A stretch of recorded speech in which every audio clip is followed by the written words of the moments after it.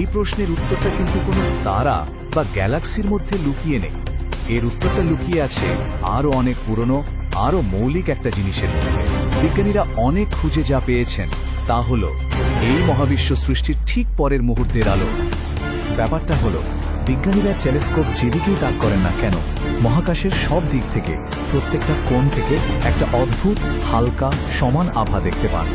এটারই নাম দেওয়া হয়েছে কসমিক মাইক্রোওয়েভ ব্যাকগ্রাউন্ড, বা সংক্ষেপে সিএমবি।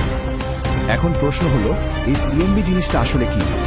সোজা কথায় বললে, এটা হলো আমাদের মহাবিশ্বের একেবারে ছোটবেলার ছবি, মানে বিগ ব্যাং বা মহাবিস্ফোরণের প্রায় 3,80,000 বছর পর, যখন মহাবিশ্ব প্রথম স্বচ্ছ হলো আর আলোর চারদিকে ছড়িয়ে পড়তে শুরু করলো।